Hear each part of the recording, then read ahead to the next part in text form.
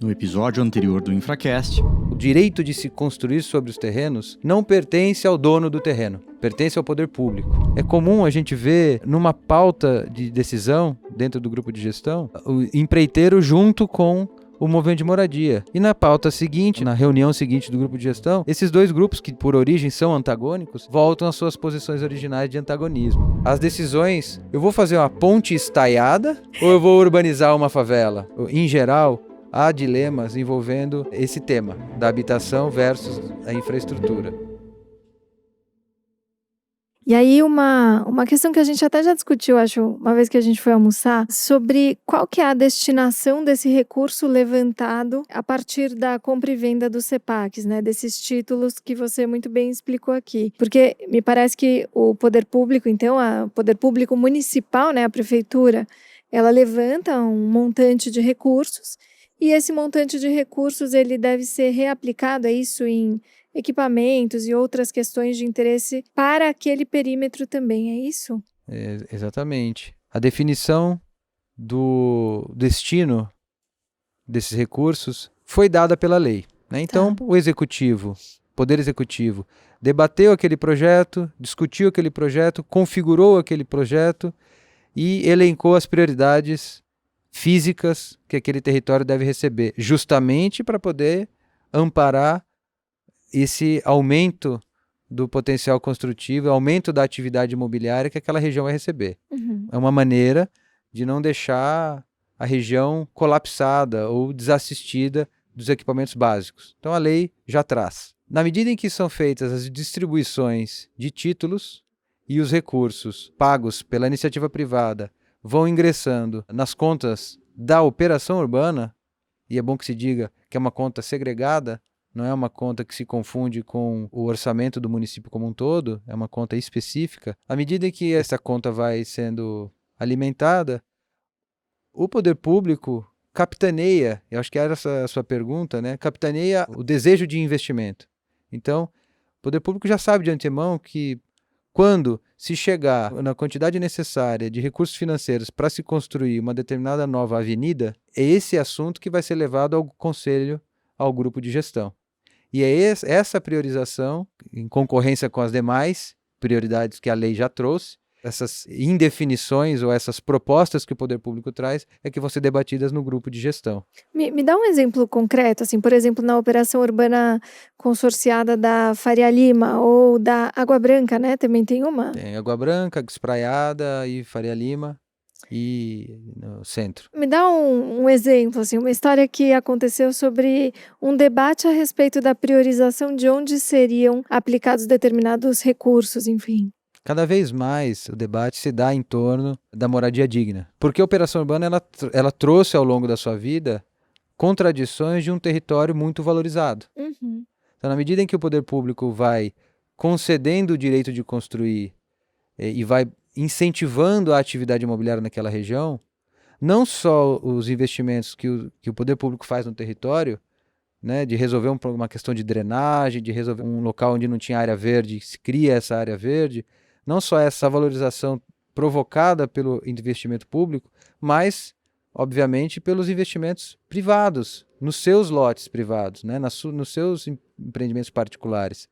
Então, onde havia antes um galpão abandonado, passa a existir um condomínio de escritórios e um condomínio residencial.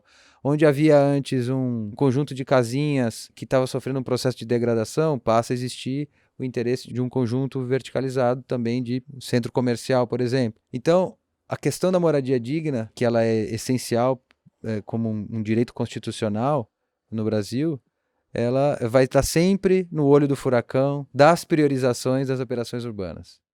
Então, a gente pode colocar aqui casos emblemáticos, como, por exemplo, dentro da Operação Urbana Água Espraiada, as decisões escolhidas sobre eu vou fazer uma ponte estaiada ou eu vou urbanizar uma favela?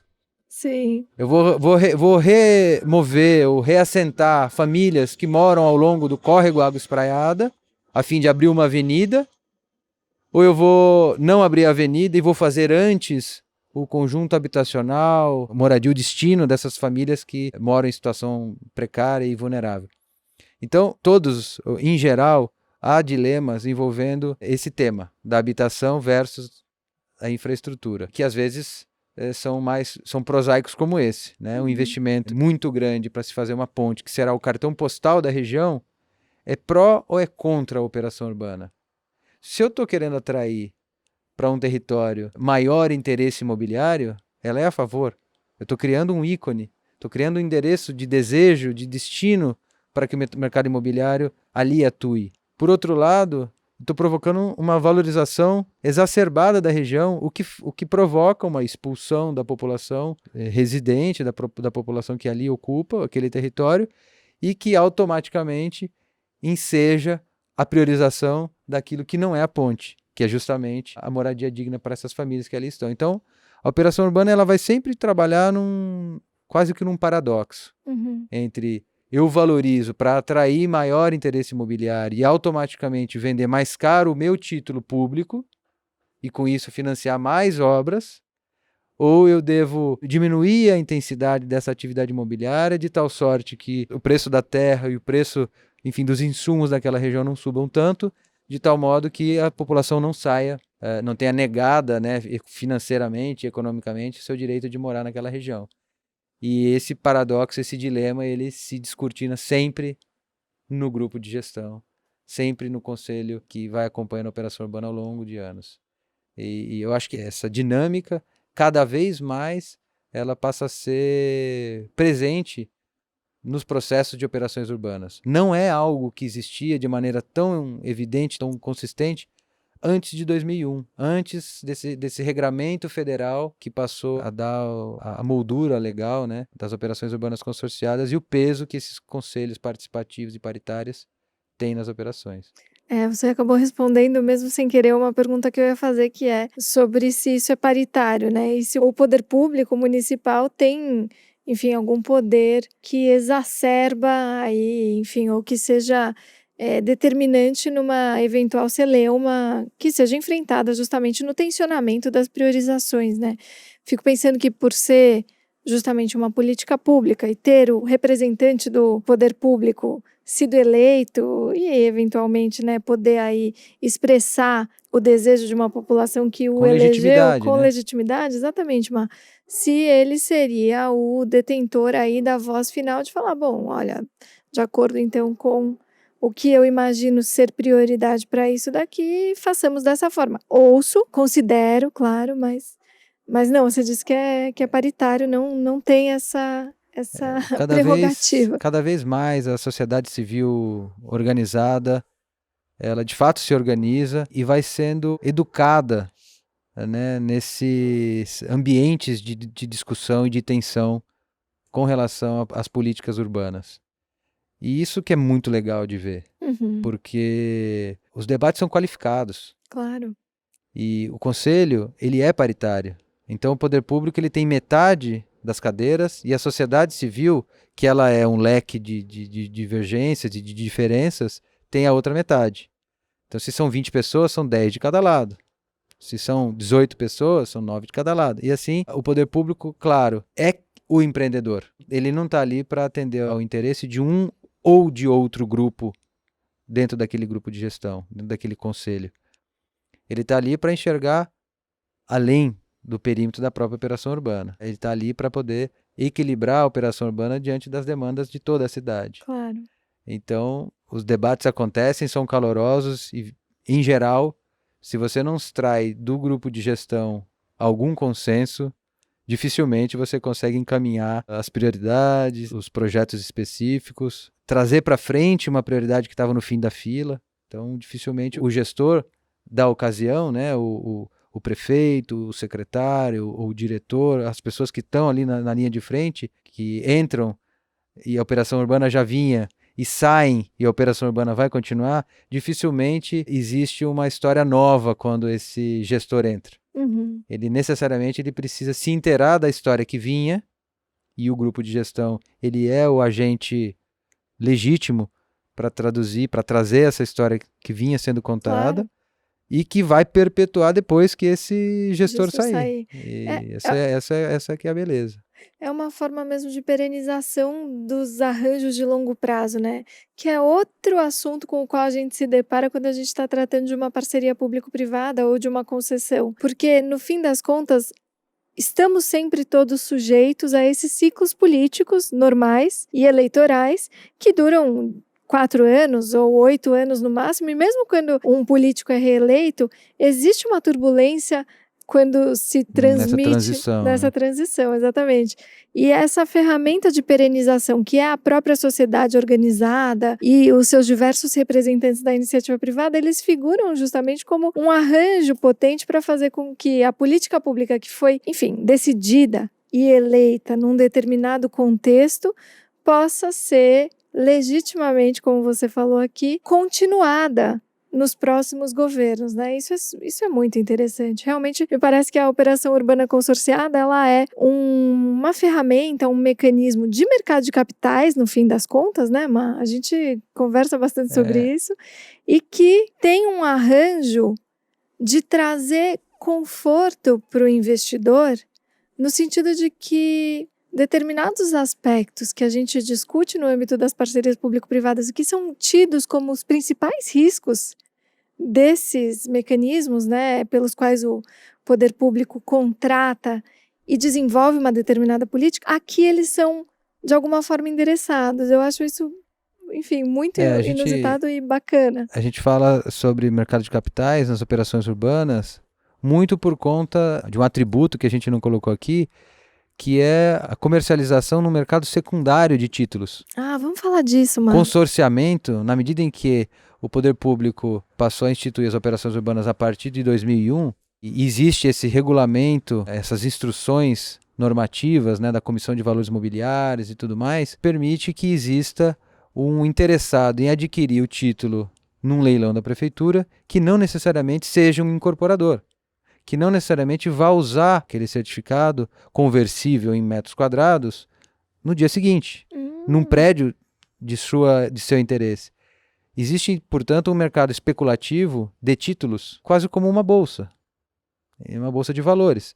Então, o que se esperava desde o início, e que a gente está começando a ver só agora, quase 20 anos depois, é que houvesse um mercado mais ativo de transação entre privados de títulos de CEPAC, né, de certificado de potencial construtivo. E esse título ele só funciona dessa maneira, ele só atrai o investidor porque ele tem todo um lastro regulamentador, auditável pela autarquia federal da CVM. Claro que o mercado imobiliário ele é muito típico, né? O empreendedor em mercado imobiliário ele é uma indústria muito fechada. Né? Me fala mais sobre isso. A indústria do mercado imobiliário ela é uma indústria quase familiar, no mundo todo. Todas as construtoras e incorporadoras tiveram sua origem no desejo de um empreendedor da pessoa física, né? Um patriarca daquela empresa. Ao longo do tempo, com a maturidade do mercado financeiro no Brasil, com o advento das leis de mercado financeiro no governo Fernando Henrique Cardoso, a instituição da alienação fiduciária, da sociedade de propósito específico, toda essa instituição que dá o patrimônio de afetação, que dá garantia de que esses empreendimentos de incorporação eles não vão ser lastreados por recursos familiares, eles podem ser comercializados com segurança entre terceiros, assim também o CEPAC passou a ser enxergado como um instrumento de financiamento e com um vigor de revenda desse título em mercado secundário, e esperando que esse título pudesse, inclusive, subir de valor, porque ninguém compra um título esperando que esse título vai ficar estagnado ou vai perder valor.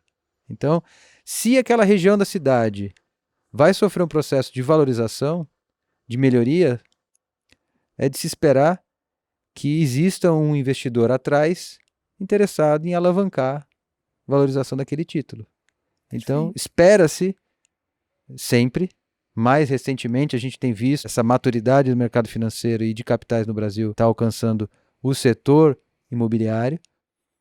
Espera-se que exista esse mercado que, no fim do dia, dá mais potência aos recursos públicos, né? Você retroalimenta um círculo que se propõe virtuoso, desde que você consiga garantir fixação de população diversa, manter aquela população, de oferta de serviços de diferentes rendas, né? Então esse também é o dilema do outro lado, que o urbanismo é uma ciência de esquerda, né?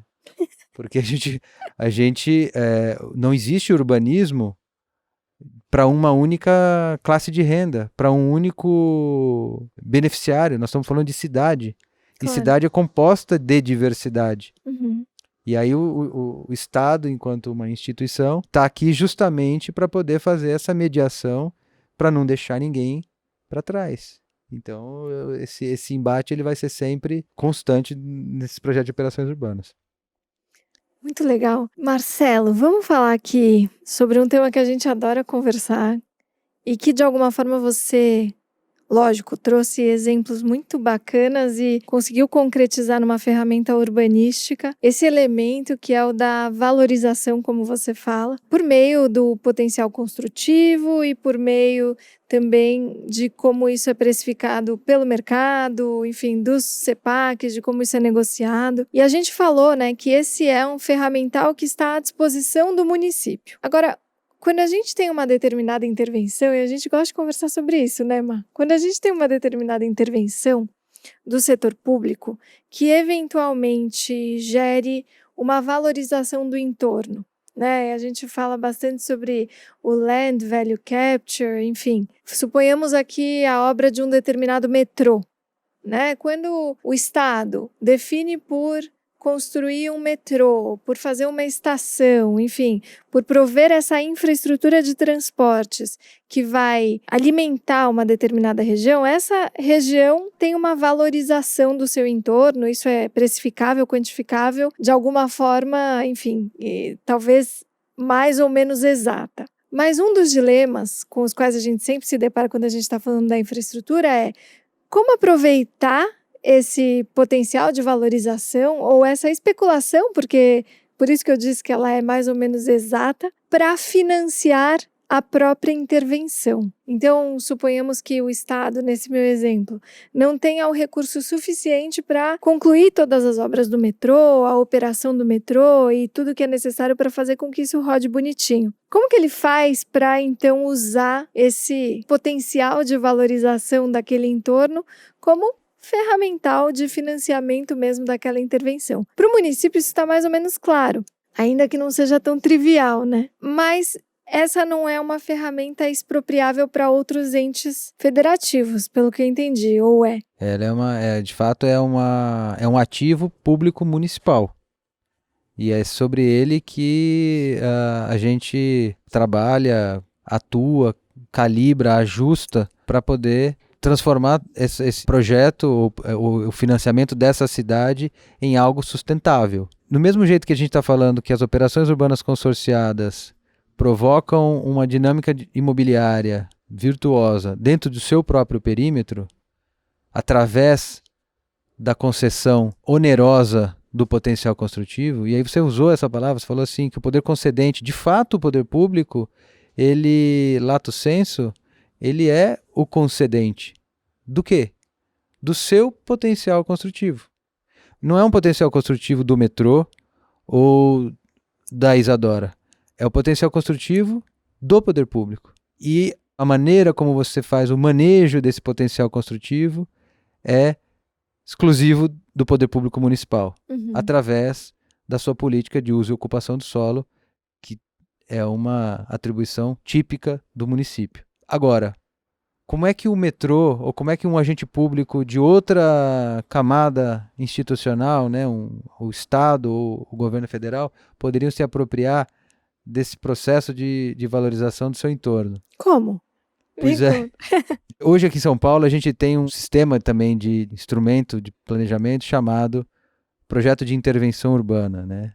Chamados PIUs. Em que a gente define regras específicas para agentes específicos.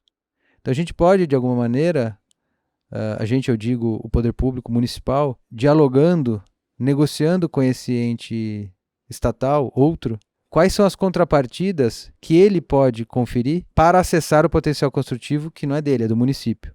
Então, o que dá para eu imaginar?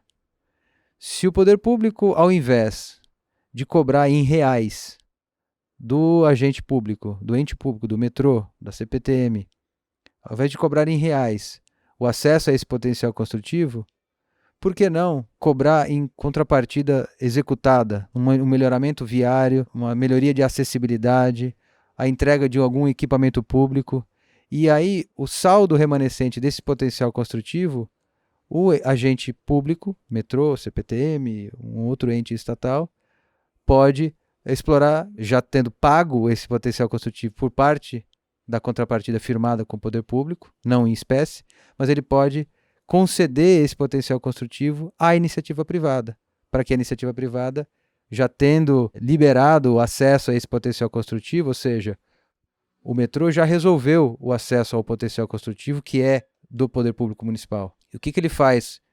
O que ele vai gerar com o consumo daquele potencial construtivo?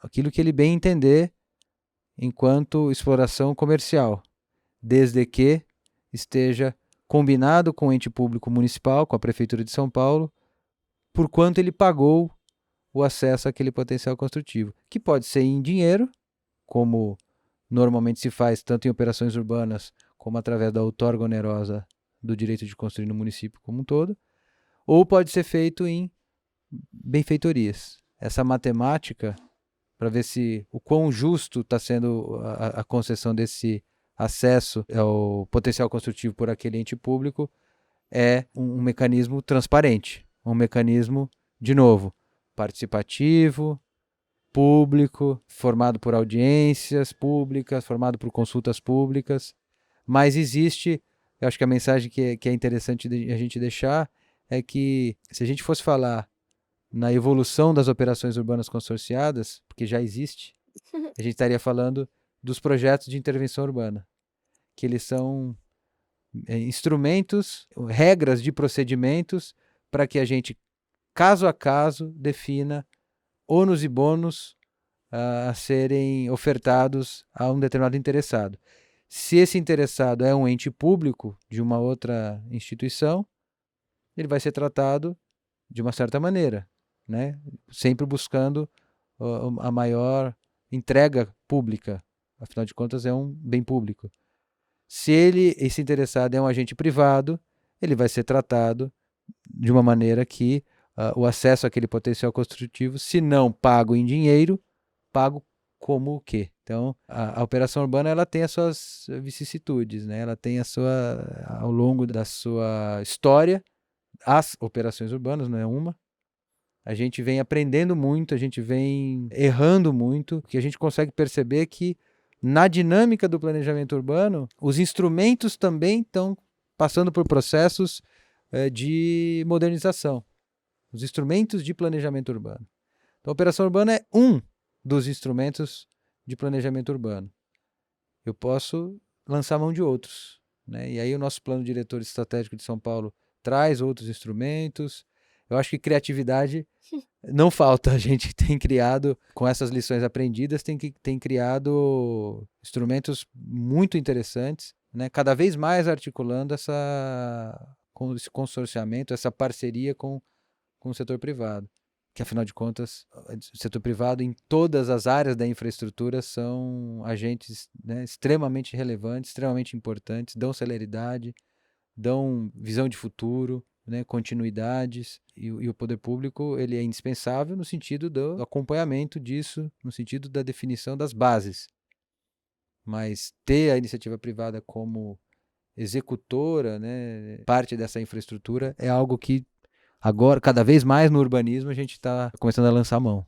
Então, para concluir aqui a nossa conversa, se você tivesse que dizer assim, do ponto de vista do financiamento da infraestrutura urbanística, enfim, de todos esses elementos sobre os quais a gente conversou aqui, se você pudesse elencar assim, os principais desafios que existem a respeito desse ferramental que está à disposição do gestor municipal, como você falou, e como você vê eles sendo superados no curto, médio e longo prazo, como que você responderia a isso? Eu acho que sim, tem, para a gente não extrapolar em infinitos desafios, porque de fato os desafios são gigantescos, né? Nós estamos falando com interesses de uma cidade, não estou falando só de São Paulo, né? A população ela é sempre a grande beneficiária e usuária da cidade, mas para a gente não extrapolar muito, eu acho que o grande desafio da aplicação dos instrumentos urbanísticos, os dois grandes, são a questão do licenciamento ambiental. Então, na medida em que a gente enxerga o poder público como o empreendedor, eu estou enxergando um projeto como de uma operação urbana como um empreendimento. Claro. E esse empreendimento cai sempre numa vala comum de um empreendimento estanque, um shopping center, uma ponte, uma rodovia. E, de fato, não é um empreendimento na acepção mais convencional da palavra. Claro. Portanto, o licenciamento desse empreendimento não deveria ser tratado de maneira típica, deveria ser tratado de maneira mais específica, não deveria ser tratado de maneira genérica como qualquer empreendimento. Nós estamos falando de vários licenciamentos e não deveríamos falar de um único licenciamento. Nós temos que falar de um processo de licenciamentos que vão acontecendo ao longo do tempo de implementação daquele projeto. Eu acho que esse é um grande desafio. Cotidianamente aqui na Prefeitura de São Paulo a gente passa por esses desafios, promotores ligados à área ambiental, questionando, pedindo esclarecimentos e muitas vezes travando processos que são de planejamento urbano e não são de um empreendimento convencional. E isso, então, precisa ser de fato empreendido. Agora, tem um segundo que esse é inexorável, que é a participação popular, a participação da sociedade. Não se faz planejamento urbano sem o envolvimento concertado da participação social, né, na sua extensa gama. Como a gente falou aqui bastante, do grupo de gestão, dos conselhos paritários, etc. Cada vez mais os processos de planejamento urbano, eles demandam participação efetiva, pactuação, essa é uma palavra interessante, validação, para que essa consolidação, né, daquela região da cidade ou daquele território da cidade, ele seja devidamente reconhecido. Sim. E legítimo, né, de modo legítimo a cada um dos moradores daquele local. Muito bom, senhor Marcelo Ignatius, muito obrigada pela sua participação no Infracast.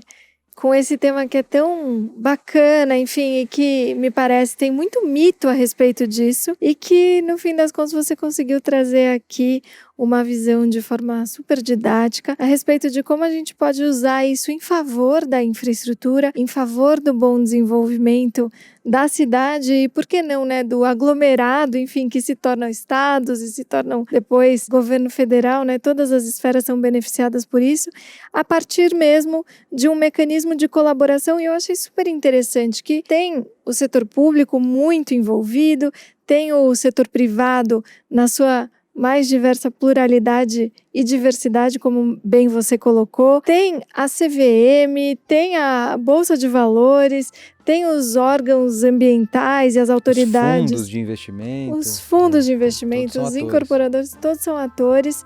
E dessa coisa dinâmica que é mesmo o tecido urbano, né? Para usar uma expressão que você sempre me ensina. Então, muito obrigada, tenho certeza que os nossos ouvintes vão adorar, assim como eu adorei essa nossa entrevista. E você sabe que é sempre bem-vindo para falar mais e sempre sobre esse e outros temas. Muito obrigada, viu? Obrigado. Espero que eu seja competitivo. Com os demais. Os demais.